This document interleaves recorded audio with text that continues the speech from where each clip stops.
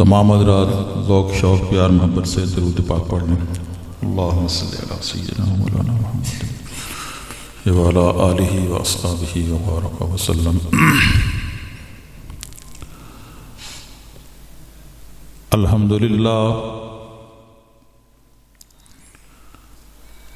الحمدللہ رب العالمین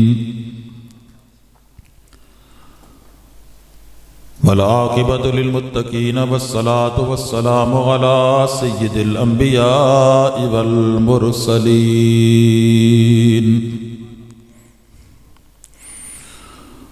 وعلی آلہ واصحابہ اجمعین۔ اما بعد فقد قال تبارک و تعالی فی القرآن المجید فاعوذ باللہ من الشیطان الرجیم بسم اللہ الرحمن الرحیم۔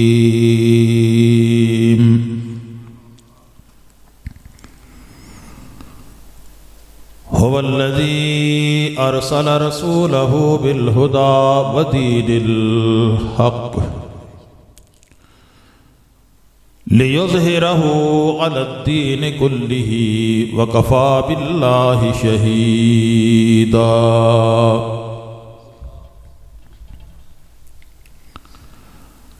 صدق اللہ مولانا العظیم۔ حضرات علماء کرام، معزز سامعین،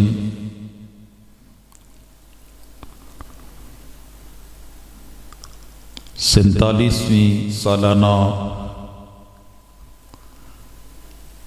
سنی کانفرنس سرکال مائر تحریک حکام اہل سنت والجماعت کے زیر اہتمام انعقاد پذیر ہے۔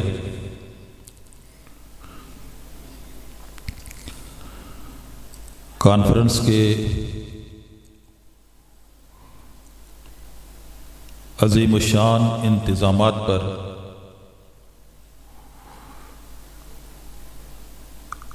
میں تمام انتظامیہ کو مبارکباد پیش کرتا ہوں اور دعا گو ہوں کہ اللہ رب العزت ہماری اس کانفرنس کو، اس دینی کاوش کو اپنے بارگاہ عالیہ میں منظور و مقبول فرمائے۔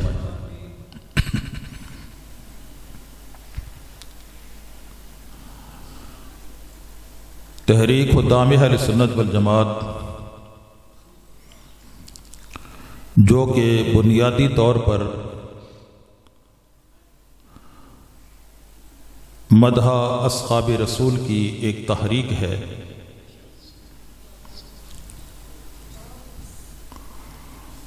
اور مذہب اہل سنت والجماعت کے عقائد اور نظریات کے تحفظ کا فریضہ سر انجام دے رہی ہے۔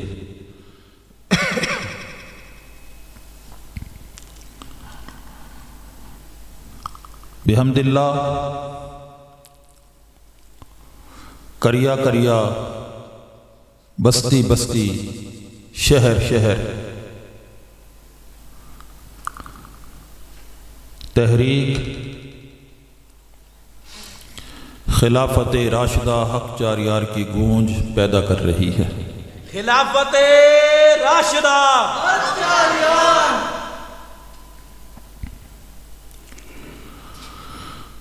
اللہ رب العزت اس کے تمام کارکنان کو اور معاونین کو دین و دنیا کی بھلائیاں اور سرخرویاں عطا فرمائے۔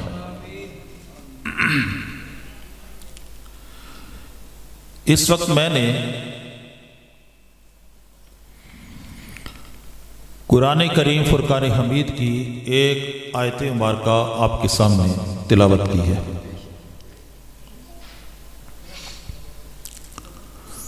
حق تعالی شانہ نے اس آیہ مبارکہ میں اپنے عظیم الشان رسول رحمت للعالمین شفیع المذنبین سیدنا حضرت محمد الرسول اللہ صلی اللہ علیہ وآلہ وسلم کی بعثت کے مقصد کو بیان فرمایا۔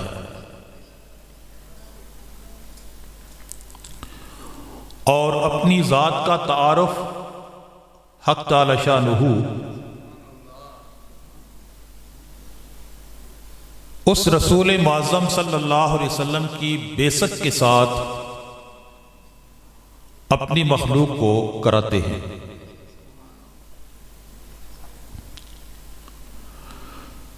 فرمایا ہو والذی، اللہ وہ ذات ہے، گویا اللہ اپنا تعارف کرا رہا ہے۔ هو الذی ارسل رسولہ، اللہ وہ ذات ہے جس نے اپنے رسول کو بھیجا۔ بالہدا، ہدایت دے کر، ودین الحق، اور دین حق دے کر۔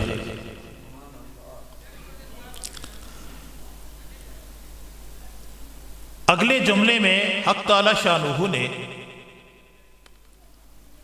اپنے اس عظیم الشان رسول جس کو ہدایت بھی دی، دین حق بھی دیا، اس کی بعثت اور اس کی آمد، اس کے بھیجنے کے مقصد کو بیان فرمایا کہ لِيُظْهِرَهُ عَلَى الدِّينِ كُلِّهِ، کہ اللہ نے اس رسول کو اس لیے بھیجا، اس لیے مبعوث کیا کہ اس کا یہ دین سارے ادیان کے اوپر غالب آ جائے۔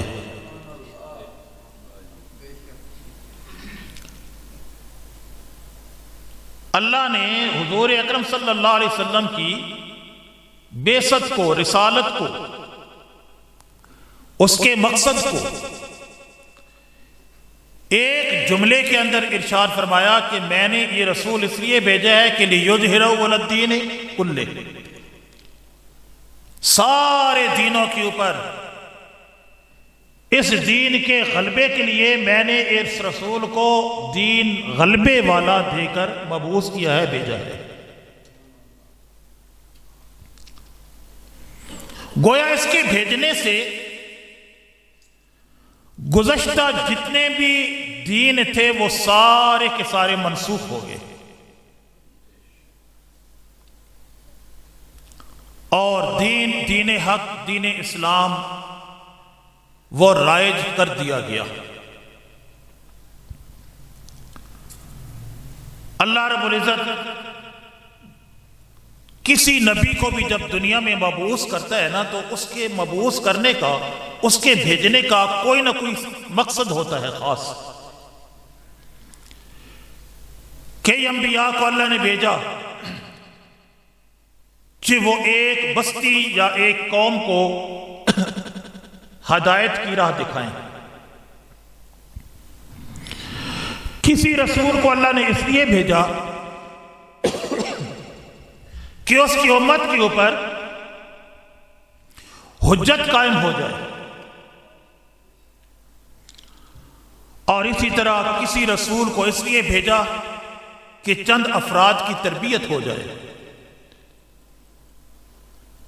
لیکن اس رسول کی آمد اور بھیجنے کے مقصد کو رب تعالیٰ نے فرمایا کہ یہ آنے پر تمام ادیان کو منسوخ کر دیا گیا، پچھلوں کو، اور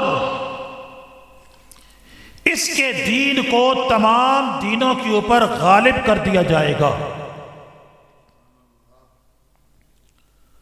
اب غلبے کی دو قسمیں ہیں، ایک غلبہ دلائل کے اعتبار سے ہے، ایک غلبہ طاقت اور قوت کے اعتبار سے ہے۔ جہاں تک دلائل کے اعتبار سے غلبے کا تعلق ہے،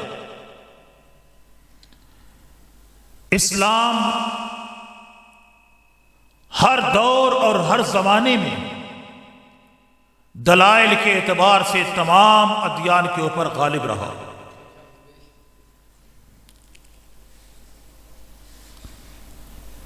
اس تفصیل میں نہیں جانا چاہتا۔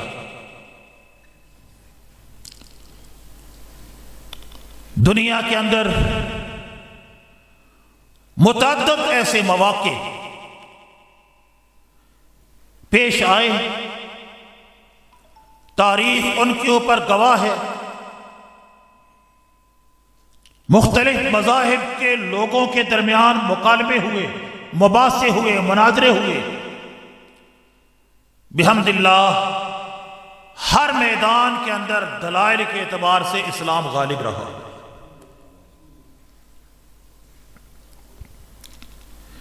لیکن اس وقت آیت کریمہ کے اندر جہاں اللہ نے فرمایا لِيُظْهِرَهُ عَلَى الدِّينِ كُلِّهِ، اس آیت کریمہ کے اندر جو غلبہ مقصود ہے نا، وہ دلائل کا غلبہ نہیں، طاقت اور قوت کا غلبہ ہے۔ اور یہ آیت کریمہ حق تعالیٰ نے قرآن حکیم میں 3 مقامات پر الفاظ کے تھوڑے سے رد بدل کے ساتھ نازل فرمائی ہے۔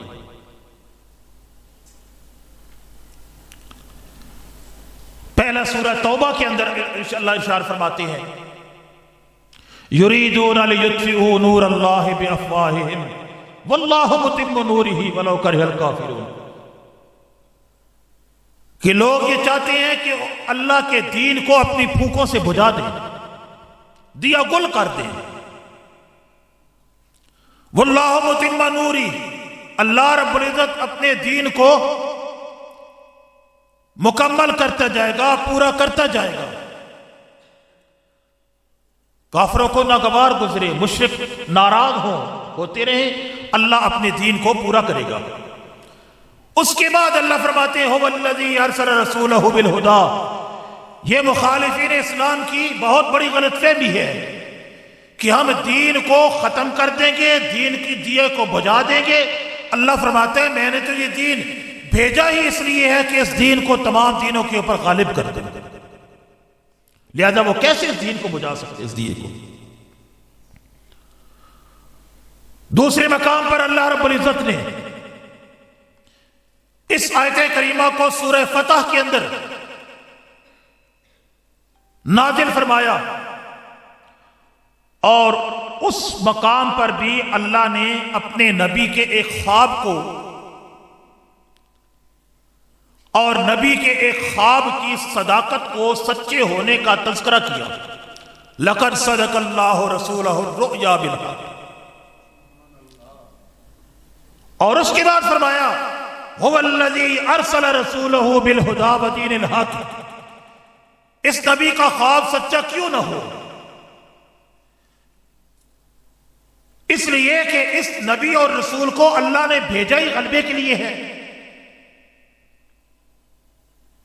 اور تیسرے مقام پر رب تعالیٰ نے سورہ صف کے اندر اس آیت کریمہ کو پھر دہرایا، وہاں بھی تذکرہ قتال کا ہو رہا ہے، جنگ کا ہو رہا ہے، اور جنگ اور قتال کا تذکرہ کرتے ہوئے اللہ فرماتے ہیں هو الذی ارسل رسولہ بالہدی ودین الحق لیظہرہ علی الدین کلہ۔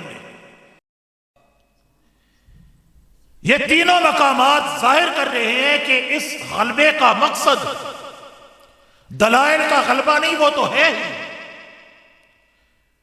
اس غلبے کا مقصد قوت کا غلبہ ہے، طاقت کا غلبہ ہے، حکومت کا غلبہ ہے، سلطنت کا غلبہ ہے۔ چنانچہ اللہ رب العزت نے اپنے نبی پاک صلی اللہ تعالی علیہ وسلم کو اپنے دور اور زمانے کے اندر پورے عرب کے اوپر غلبہ عطا فرمایا۔ عرب میں چونکہ زیادہ تر تعداد تھی مشرکین کی، کچھ عیسائی اور یہودی بھی رہتے تھے، لیکن اکثریت مشرکین کی تھی۔ حضور اکرم صلی اللہ علیہ وسلم جب اس دنیا سے پردہ فرماتے ہیں پورے عرب کے اوپر اسلام کی سلطنت اور اسلام کی حکومت قائم ہو گئی. مشرکین کے اوپر غلبہ ہوا اور وہ غلبہ ایسا غلبہ تھا کہ کسی کو مخالفت کی جرت نہیں ہوا کرتی تھی. اور وہ طاقتیں، وہ قوتیں جو یہ سوچ رہی تھیں اور یہ سوچتی تھیں کہ ہم مکہ اور مدینہ کے اوپر حملہ آور ہوں گے، وہ ساری قوتیں اپنا پورا زور لگا کر تھک ہار کر بیٹھ گئیں اور انہوں نے یہ سمجھ لیا کہ ہم کسی طرح بھی اسلام کو اور مسلمانوں کو دبا نہیں سکتے، ختم نہیں کر سکتے. غلبہ قائم ہو گیا. لیکن ابھی تک دو بہت بڑی سلطنتیں جو ایک ایران کی سلطنت اور حکومت، ایک سلطنت اور حکومت روم کی، جن کو کیسر و کسرا کے نام سے یاد کیا جاتا ہے، بہت بڑی یہ دو سلطنتیں، طاقتیں اور حکومتیں موجود تھیں. روم کا بادشاہ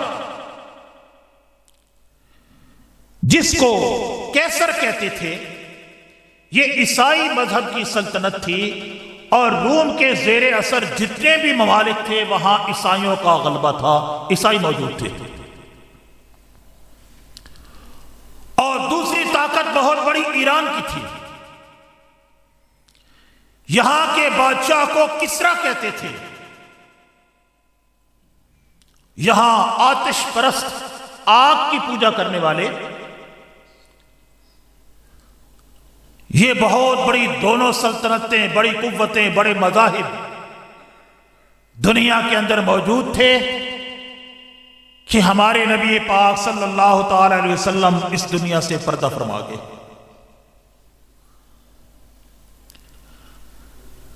ابھی تک تاریخ یہ کہتی ہے کہ اللہ کے پیغمبر جس غلبے کے لیے آئے تھے کہ یہ پوری دنیا کے اندر اسلام غالب ہو جائے، تمام ادیان مٹ جائیں، مغلوب ہو جائیں، اللہ کے پیغمبر اپنی 23 سالہ دور نبوت کو مکمل کر کے تشریف لے گئے. لیکن ہم دیکھتے ہیں کہ ابھی تک پوری طرح اسلام غالب نہیں ہوا. سلطنت روم، عیسائیوں کا مذہب، عیسائی پوری قوت کے اندر دنیا کے اندر موجود ہے. ایران کے اندر آتش پرست دندناتے پھر رہے ہیں، پوری قوت کے ساتھ موجود ہیں. اللہ فرماتے ہیں میں نے نبی کو بھیجا تھا غلبے کے لیے، لیکن وہ غلبہ پوری طرح حضور صلی اللہ علیہ وسلم کی زندگی میں ہمیں نظر نہیں آتا. بلکہ عجیب بات یہ کہ متعدد آیات اور احادیث کے اندر یہ پیشین گویاں موجود تھی کہ اسلام غالب ہوگا، باطل مغلوب ہو جائے گا. متعدد آیات، متعدد احادیث. حضرت ثوبان رضی اللہ تعالیٰ عنہ فرماتے ہیں کہ اللہ کے نبی نے اطلاع دی کہ اللہ رب العزت نے میرے لیے زمین کو سمیٹ دیا، میں نے اس کے مشرقوں کو بھی دیکھ لیا، اس کے مغربوں کو بھی دیکھ لیا. اور اللہ کے پیغمبر فرماتے ہیں کہ اللہ نے جہاں تک مجھے زمین کے کنارے مشرق اور مغرب تک دکھائے ہیں وہاں تک میری امت کی سلطنت اور حکومت قائم ہوگی. اور خداوند ذوالجلال نے مجھے دنیا کے خزانے عطا فرما دیے، میں اپنی آنکھوں سے دیکھ رہا ہوں. لیکن اللہ کے نبی دنیا سے پردہ فرما گئے. ابھی تک اسلامی سلطنت نہ مشرق تک گئی ہے نہ مغرب تک گئی ہے. وہ غلبہ جو تھا، جس کا وعدہ کیا گیا، جس کی بشارتیں سنائی گئی، جس کی خوشخبریاں دی گئی، وہ نبی پاک صلی اللہ علیہ وسلم کے زمانے مبارک کے اندر ہمیں نظر نہیں آتا. غلبہ تھا لیکن محدود تھا کہ اللہ کے پیغمبر تشریف لے جاتے ہیں. دور آ گیا سیدنا حضرت عمر فاروق رضی اللہ تعالیٰ عنہ کا. وہ اسلام کا غلبہ جس کا آغاز نبوت کے زمانے اور نبوت کے دور میں ہو چکا تھا. نبی محترم صلی اللہ علیہ وسلم نے اپنی زندگی کے آخری ایام کے اندر ایک بہت بڑا لشکر سیدنا حضرت اسامہ رضی اللہ تعالیٰ عنہ کی سرکردگی کے اندر بلاد مغرب کے اوپر حملے کے لیے تشکیل دے کر روانہ کر دیا تھا. اللہ کے پیغمبر دنیا سے تشریف لے گئے. حضرت ابو بکر صدیق کا دور آ گیا، زمانہ آ گیا. سیدنا ابو بکر صدیق رضی اللہ تعالیٰ عنہ وہیں سے جہاں اللہ کے نبی نے چھوڑا تھا وہیں سے آغاز کر دیا. چنانچہ سن 13 ہجری کے اندر حضرت ابو بکر صدیق نے مسنا بن حارثہ شیبانی رضی اللہ تعالیٰ عنہ کو ایک بہت بڑا لشکر دے کر ایران کے اوپر حملہ آور ہونے کے لیے بھیجا. پیچھے سے حضرت خالد بن ولید رضی اللہ تعالیٰ عنہ کمک لے کر پہنچے. بہت سی لڑائیاں ہوئی، جنگیں ہوئی، لیکن پوری طرح ایران فتح نہ ہوا کہ حضرت ابو بکر صدیق رضی اللہ تعالیٰ عنہ کو روم کی طرف متوجہ ہونا پڑا. ایک بہت بڑی لڑائی یرموک کی جس کے اندر فتح ہوئی مسلمانوں کو، اور وہ ایسی بڑی لڑائی تھی کہ جس نے اس دور اور اس زمانے کے بڑے بڑے پہلوانوں کی لڑائیوں کو بھی پیچھے چھوڑ دیا. حضرت ابو بکر صدیق رضی اللہ تعالیٰ عنہ کے دور میں متعدد علاقے فتح ہوئے. حضرت ابو بکر صدیق رضی اللہ تعالیٰ عنہ دنیا سے پردہ فرما گئے، لیکن ابھی تک وہ بڑی طاقتیں روم اور ایران دونوں موجود ہیں. عیسائیوں کی قوت بھی موجود، ایرانیوں کی قوت آتش پرستوں کی بھی موجود. دور آ گیا حضرت عمر فاروق رضی اللہ تعالیٰ عنہ کا. حضرت عمر فاروق رضی اللہ تعالیٰ عنہ نے اسلامی لشکروں کو ہر طرف روانہ کیا. بحمد اللہ ایسی صحابہ کرام نے جرت اور شجاعت کی تاریخ رقم کی. ایران بھی فتح ہو گیا، روم بھی فتح ہو گیا. ایران بھی فتح ہو گیا، روم بھی فتح ہو گیا. اور 1036 بڑے بڑے شہر، بڑے بڑے علاقے حضرت عمر فاروق رضی اللہ تعالیٰ عنہ نے فتح کر کے اسلام کی سلطنت کے اندر شامل کر دیے. شان فاروق اعظم، عظمت فاروق اعظم، شان صحابہ، خلافت راشدہ. اس دوران ایک بہت بڑا معجزہ بھی ظاہر ہوا کہ صحابہ کرام جب حملہ کر کے کیسر روم کے محل کے پاس پہنچتے ہیں، کیسر روم اپنے محل کے اندر موجود ہے. صحابہ کرام نے کیسر روم کے محل کے باہر کھڑے ہو کر بلند آواز سے کلمہ طیبہ پڑھا. کیسر روم کا محل حرکت کرنے لگا، اس کے اندر زلزلہ آ گیا. حضرت عمر فاروق رضی اللہ تعالیٰ عنہ نے 4000 گرجوں کو ویران کیا، 4000 مسجدیں قائم فرمائی، 900 جامع مسجد تیار فرمائی. اور بڑے بڑے دنیا کے شہروں کو، بڑے بڑے ملکوں کو فتح کر کے حتیٰ کہ ہرقل کو بھی فی النار کیا، حتیٰ کہ دور آ گیا سیدنا حضرت عثمان ذی النورین رضی اللہ تعالیٰ عنہ کا۔ حضرت عثمان ذی النورین رضی اللہ تعالیٰ عنہ نے آتے ہوئے ہی سب سے پہلے باغی شہروں کو دوبارہ فتح کیا۔ اس کے بعد حضرت عثمان ذی النورین رضی اللہ تعالیٰ عنہ کے زمانے میں افریقہ کے اوپر مسلمانی فوج چڑھ دوڑی، افریقہ کے جنگلات کو فتح کرتے ہوئے ملک کے افریقہ کو فتح کیا، قسطنطنیہ کو فتح کیا، اور بحری بیڑا تیار کر کے قبرص جیسا عظیم الشان جزیرہ فتح کر کے حضرت عثمان ذی النورین رضی اللہ تعالیٰ عنہ اسلامی سلطنت کے اندر شامل کر دیا۔ کیسر ہلاک ہوا، اللہ کے پیغمبر نے بشارت فرمائی تھی، لَيُهْلِكَنَّ الْكَيْسَرَ فَلَا كَيْسَرَ بَعْدَهُ۔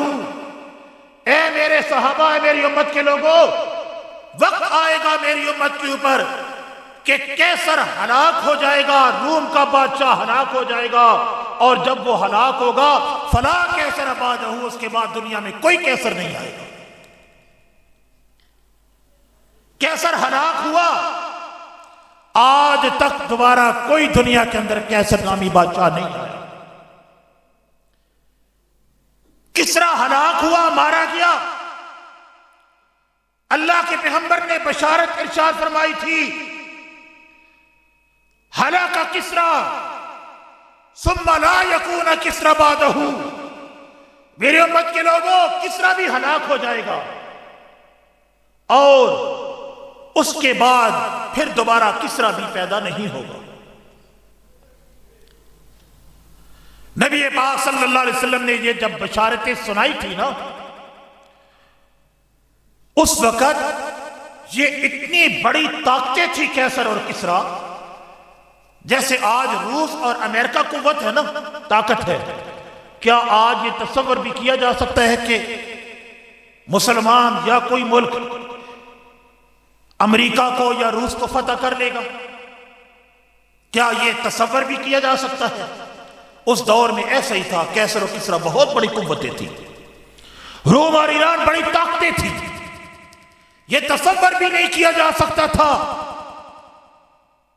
لیکن نبی پاک صلی اللہ علیہ وسلم کے صحابہ نے ان بڑی طاقتوں کو طاقت و تاراج کیا، ان کو دلوں کو ناکوں چنے چبوائے۔ کیسر بھی ہلاک ہوا، کسرا بھی ہلاک ہوا۔ اللہ کے پیغمبر نے بشارت سنائی تھی، فرمایا تھا وَلَا تُقْسِمَنَّ قُنُوزَهُمَا فِي سَبِيلِ اللَّهِ۔ وقت آئے گا میرے صحابہ، تم دیکھو گے کیسر و کسرا کے خزانے اللہ کی راہ کے اندر لٹائے جائیں گے۔ چنانچہ ایسا ہوا۔ نبی پاک صلی اللہ علیہ وسلم جنگ خندق کے اندر جب صحابہ کرام کو حکم دیا، حضرت براء بن عازب فرماتے ہیں کہ ہم خندق کھود رہے تھے کہ خندق کھودتے کھودتے ایک بہت بڑی چٹان اور سل آ گئی خندق کے اندر۔ ہم نے پوری کوشش کی کہ اس سل کو کاٹا جائے، کھودا جائے، لیکن وہ ٹوٹ نہیں رہی تھی کہ نبی پاک صلی اللہ علیہ وسلم کو اطلاع کی گئی کہ یا رسول اللہ صلی اللہ علیہ وسلم، ایک سل ہے، ایک چٹان ہے، پتھر ہے، وہ ٹوٹ نہیں رہا، ساری کوشش کر چکے ہیں۔ حضرت براء بن عازب فرماتے ہیں اللہ کے پیغمبر بنفس نفیس تشریف لے کے آئے اور آپ خندق کے اندر اتر گئے۔ آپ نے اپنے اوپر جو چادر اوڑھی ہوئی تھی وہ چادر اتار کر رکھ دی، صحابی کے ہاتھ سے کدال لی اور لے کر آپ نے پورے نبوت کے زور کے ساتھ اس سل کے اوپر کدال کو مارا۔ برا بن عازب فرماتے ہیں کہ اس ضرب سے وہ سل کا ایک حصہ ٹوٹ گیا اور ایک چمک اور ایک روشنی نمودار ہوئی۔ اللہ کے پیغمبر نے فرمایا میرے صحابہ، شام کی کنجیاں اللہ نے میرے حوالے کر دی ہیں، اور یہاں کھڑے ہو کر شام کے سرخ محلات کو میں اپنی آنکھوں سے دیکھ رہا ہوں۔ یہ شام کی کنیاں اللہ کے پیغمبر فرماتے ہیں نا کہ میرے حوالے کر دی گئیں، تاریخ کہتی ہے کہ یہ حضور صلی اللہ علیہ وسلم کے بعد ابو بکر صدیق کے حوالے ہوئی۔ شام کو فتح کس نے کیا؟ ابو بکر صدیق نے۔ حضور فرماتے ہیں شام کی کنیاں میرے حوالے کر دی گئیں، میں شام کے محلات یہاں کھڑے ہو کر اس خندق کے اندر دیکھ رہا ہوں۔ حضرت ابو بکر صدیق رضی اللہ تعالیٰ نے اپنے دور کے اندر شام کو فتح کیا، اور شام کی کنیاں کس کے حوالے ہوئیں؟ ابو بکر صدیق کے۔ حضور فرماتے ہیں میرے حوالے کی ہوئی۔ دوسری کدال آپ نے اس چٹان کے اوپر ماری، آدھے سے زیادہ چٹان ٹوٹ گئی، اور پھر ایک روشنی نمودار ہوئی۔ اللہ کے پیغمبر نے فرمایا کہ اللہ نے فارس کی کنجیاں میرے حوالے کر دی ہیں، اور یہاں کھڑے ہو کر میں مدائن کے سفید محل کو دیکھ رہا ہوں۔ یہ جو فارس ہے یہ حضرت عمر فاروق رضی اللہ تعالیٰ عنہ کے زمانے میں فتح ہوا۔ حضور فرماتے ہیں اللہ کی قسم کہ اللہ نے فارس کی کنجیاں میرے حوالے کر دی ہیں۔ اور فارس کو فتح کون کر رہا ہے؟ حضرت عمر فاروق رضی اللہ تعالیٰ عنہ۔ گویا عمر فاروق اور ابو بکر صدیق کی فتح کو جو اللہ نے آپ کو اس وقت دکھائی، حضور فرماتے ہیں کہ یہ میری فتح ہے، مجھے کنجیاں دی جا رہی ہیں۔ ان کی فتوحات کو اپنی فتوحات فرما رہے ہیں۔ آپ نے تیسری کدال ماری، ساری پتھر کی وہ سل ٹوٹ گئی، پھر ایک روشنی نمودار ہوئی۔ اللہ کے پیغمبر فرماتے ہیں کہ یمن کی کنجیاں میرے حوالے کر دی گئی، اور یہاں کھڑے ہو کر میں صنعاء کے دروازوں کو دیکھ رہا ہوں۔ یہ جو یمن ہے یہ حضرت عثمان رضی اللہ تعالیٰ عنہ کے زمانے کے اندر یہ فتح ہوتا ہے، اور حضور فرماتے ہیں کہ کنجیاں میرے حوالے کر دی گئی۔ اب ایک سوال پیدا ہوتا ہے کہ اللہ رب العزت نے حضور اکرم صلی اللہ علیہ وسلم کو یہ بشارتیں دی تھی، شام فتح ہوتا دیکھ رہے ہیں، آپ کیسر و کسریٰ کی ہلاکت کی بشارتیں دے رہے ہیں، یمن کی فتوحات کی آپ بشارتیں دے رہے ہیں، اور اسی طرح ان کے خزانوں کو اللہ کی راہ کے اندر لٹانے کی بشارتیں دے رہے ہیں۔ قرآن حکیم کہہ رہا ہے لِيُظْهِرَهُ عَلَى الدِّينِ كُلِّهِ۔ اللہ کے پیغمبر تشریف لے جاتے ہیں، لیکن نہ تو یمن فتح ہوتا ہے، نہ شام فتح ہوتا ہے، کیسر بھی موجود ہے، کسریٰ بھی موجود ہے۔ اللہ کے پیغمبر دنیا سے تشریف لے گئے، اور یہ ساری فتوحات بعد میں ہوتی ہیں، اور اس بعد کی فتوحات ہونے کے اندر بھی اللہ رب العزت نے اپنے پیغمبر کو پہلے سے خوشخبری دے دی تھی۔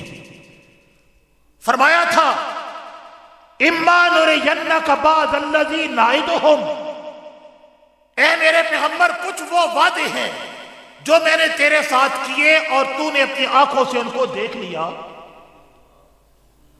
اور نَتَوَفَّيَنَّكَ، کچھ وعدے ایسے ہیں کہ جو تو نے اپنی آنکھوں سے نہیں دیکھے، میں نے تیرے ساتھ کیے ہیں، لیکن تیری وفات کے بعد وہ وعدے پورے ہوں گے، اور وہ وعدے تیرے اصحاب کے ہاتھوں پر پورے ہوں گے۔ وہ وعدے بھی ایسے ہی ہیں کہ جیسے تیرے ساتھ میں پورے کر رہا ہوں۔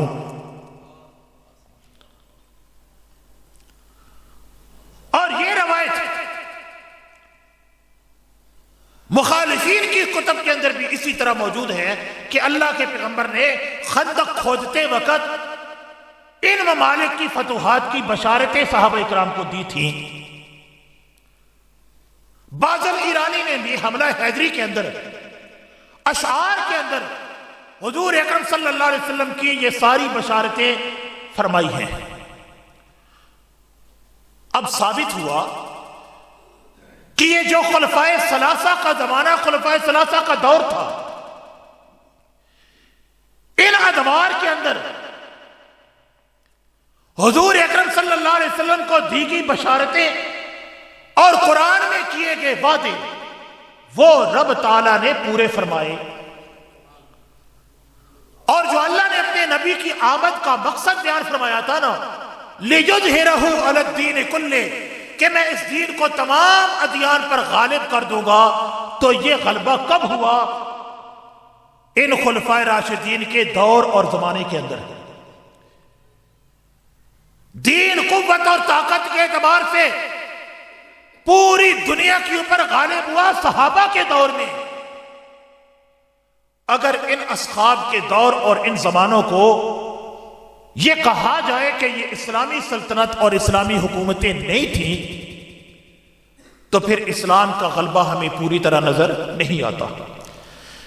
پھر وہ نبی اکرم صلی اللہ علیہ وسلم کی بعثت کو جو مقصد اللہ نے بیان فرمایا تھا، لِيُظْهِرَهُ عَلَى الدِّينِ كُلِّهِ، وہ پوری طرح پورا ہوتا نظر نہیں آتا، اور یہ محال ہے، یہ ناممکن ہے کہ اللہ ایک وعدہ فرمائے اپنے نبی سے اور اس کو پورا نہ کرے، ایسے ہو نہیں سکتا۔ لہذا ماننا پڑے گا کہ یہ جو سلطنتیں تھیں، یہ جو حکومتیں اور خلافتیں تھیں، یہ حضور اکرم صلی اللہ علیہ وسلم کے بعد نبوت کا تتمہ تھی۔ نبوت کے تمام بشارتیں ان صحابہ کے ادوار میں پوری ہوئی، بلکہ ایک اور بہت بڑی بشارت، جب حضور نبی پاک صلی اللہ تعالی علیہ وسلم ہجرت فرما کر مدینہ طیبہ تشریف لے جا رہے تھے، اور کفار نے یہ اعلان کر دیا تھا کہ جو بھی محمد و ابو بکر کو گرفتار کر کے لائے گا اس کو 100 اونٹ انعام دیا جائے گا۔ اس انعام کی لالچ میں عرب میں ایک کھوجی تھا جس کا نام تھا سراقہ بن مالک۔ یہ سراقہ اپنا گھوڑا لے کر حضور اکرم صلی اللہ علیہ وسلم اور ابو بکر صدیق رضی اللہ تعالیٰ عنہ کی تلاش کے اندر نکلا۔ تاریخ کہتی ہے کہ جاتے جاتے جاتے جاتے یہ حضور اکرم صلی اللہ علیہ وسلم اور ابو بکر تک پہنچ گیا۔ ابو بکر صدیق رضی اللہ تعالیٰ نے ان کو دیکھ لیا، آپ فکر مند ہوئے اور نبی پاک صلی اللہ علیہ وسلم کو اطلاع کی کہ یا رسول اللہ وہ سراقہ پہنچ گیا ہے، وہ کھوجی کفار کا اس نے پا لیا ہے، ابھی یہ اطلاع کر دے گا۔ اللہ کے پیغمبر نے سراقہ کی طرف یوں مڑ کر دیکھا کہ سراقہ کا گھوڑا گھٹنوں تک زمین کے اندر دھنس گیا۔ ساری اس نے کوششیں کی، بالآخر سمجھ گیا سیانا آدمی تھا، حضور اکرم صلی اللہ علیہ وسلم سے درخواست کرتا ہے کہ آپ دعا فرمائیں میرا گھوڑا باہر نکل آئے، میں آپ کو گرفتار نہیں کروں گا۔ اللہ کے پیغمبر نے دعا فرمائی، گھوڑا نکل آیا، لیکن اس کو دوبارہ خیال آیا کہ چلے گھوڑا تو نکل آیا ہے، انعام کا لالچ تھا نا، دوبارہ پھر ارادہ کیا کہ میں گرفتار کرتا ہوں۔ یہ خیال اس کا آنا ہی تھا کہ گھوڑا دوبارہ دھنس گیا۔ پھر اللہ کے نبی سے درخواست کرتا ہے، چنانچہ تیسری مرتبہ بھی ایسا ہوا، تیسری مرتبہ یہ پکا وعدہ کرتا ہے کہ یا رسول اللہ اب میں کسی کو اطلاع نہیں کروں گا، نہ آپ کو گرفتار کروں گا، دعا فرمائے میرا گھوڑا نکل آئے۔ اللہ کے پیغمبر نے دعا فرمائی، گھوڑا نکل آیا۔ یہ حضور اکرم صلی اللہ علیہ وسلم کے پاس پہنچتا ہے، گفتگو ہوتی ہے اور یہ کہتے ہیں اے اللہ کے پیغمبر مجھے امان لکھ دیں، جب آپ کا غلبہ ہوگا۔ سمجھ گیا نا کہ یہ خدائی قوت ہے، خدائی طاقت ہے، ان کے غلبے کو کوئی روک نہیں سکتا۔ سمجھ گیا، کہتے ہیں یا رسول اللہ اے محمد جب آپ کا غلبہ ہوگا آپ مجھے امان لکھ دیں کہ مجھے امان ملے گی۔ اللہ کے پیغمبر نے ابو بکر صدیق رضی اللہ تعالیٰ عنہ فرمایا کہ اس کو امان لکھ دیں۔ امان لکھ کر دی۔ اس کے بعد نبی پاک صلی اللہ علیہ وسلم نے اس سراقہ کو ایک بشارت دی، ایک بشارت ارشاد فرمائی۔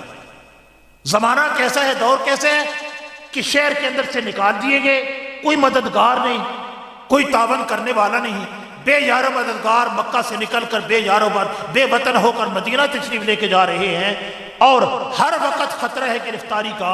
اور اس حال میں اللہ کے پیغمبر نے سراقہ کو ایک بشارت سنائی، فرمایا سراقہ ایک وقت آئے گا کہ یہ جو کسرا ہے نا، کسرا یہ ایران کا بادشاہ، اتنی بڑی قوت اور طاقت ہے، اس کو مسلمان فوجیں فتح کریں گی اور کسرا کے کنگن تیرے ہاتھوں کے اندر پہنائے جائیں گے۔ کسرا خیال کر کے تیرے اس وقت کیا عالم ہوگا۔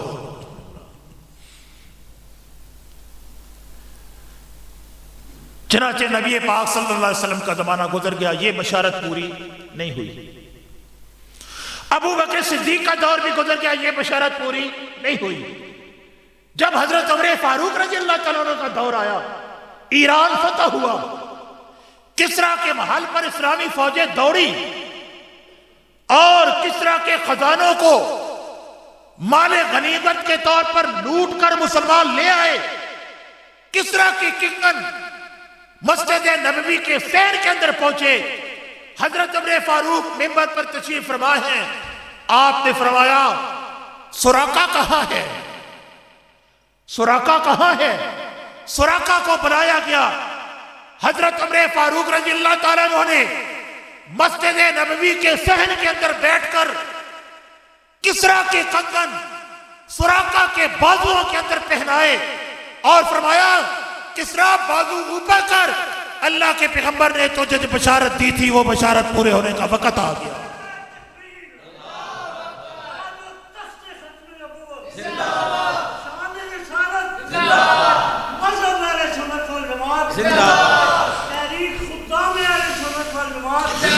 لہذا کہتی ہے کہ ان خلفاء راشدین کی حکومتوں کو، ان صحابہ کی خلافتوں کو اگر اسلام کی تاریخ سے نکال دو گے، اسلام کے پیچھے بچے گا کیا؟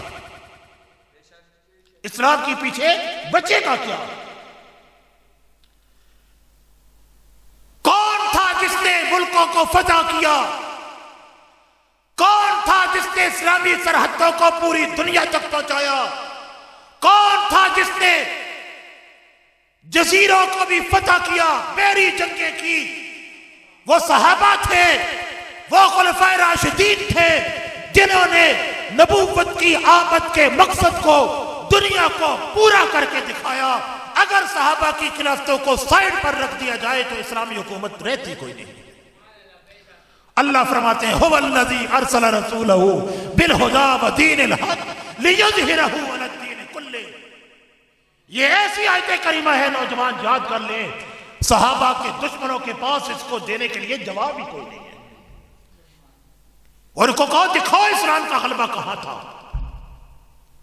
اگر اسلام غالب نہیں ہوا تو اللہ رب العزت کی یہ آیت اور محمد رسول اللہ کی آمد کا مقصد پورا ہوتا ہمیں نظر نہیں آتا۔ اور اسلام غالب ہوا ہے تو ان خلفائے راشدین کے دور میں ہوا ہے، ان کو نکال کر کیا کرو گے؟ اللہ رب العزت ہم سب کو مذہب اہل سنت اور صحابہ اکرام کی اتباع کی توفیق نصیب فرمائے۔ وآخر دعوانا الحمدللہ۔